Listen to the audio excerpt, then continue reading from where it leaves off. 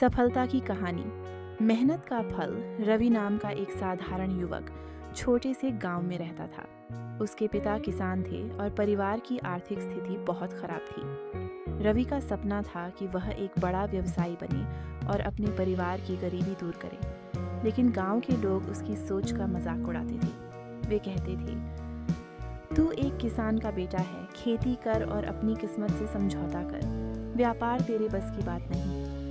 रवि के पास धन नहीं था, लेकिन उसके पास आत्मविश्वास और मेहनत का जज्बा था।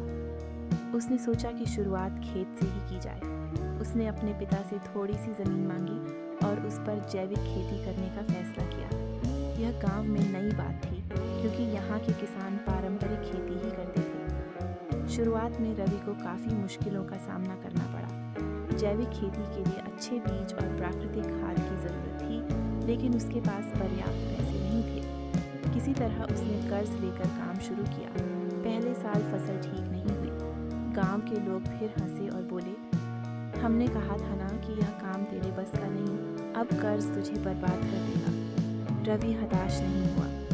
उसने अपनी असफलता से सीख ली और इस बार खेती के आधुनिक तरीकों का भी इस्तेमाल किया। उसने इंटरनेट पर शोध किया और जैविक खेती के लिए सही तकनीकें सीखी।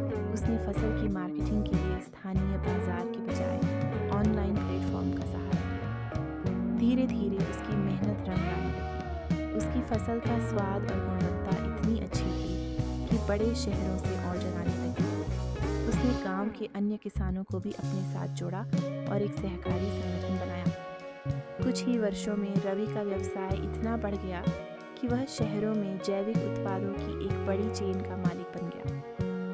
वही लोग जो कभी उसका मजाक उड़ाते थे, अब उसकी तारीफ करने लगे। गांव के युवा उससे प्रेरणा लेने लगे। एक दिन गांव के बुजुर्गों ने उसे सम्मानित किया और कहा, रवि, तूने हमें यह सिखाया कि मेहनत और लगन से हर सपना पूरा हो सकता है। रवि ने विनम्रता से कहा, यह मेरी नहीं, हम सभी की सफलता है। जब तक हम हार नहीं मानते, तब तक दुनिया की कोई ताकत हमें रोक नहीं सकती।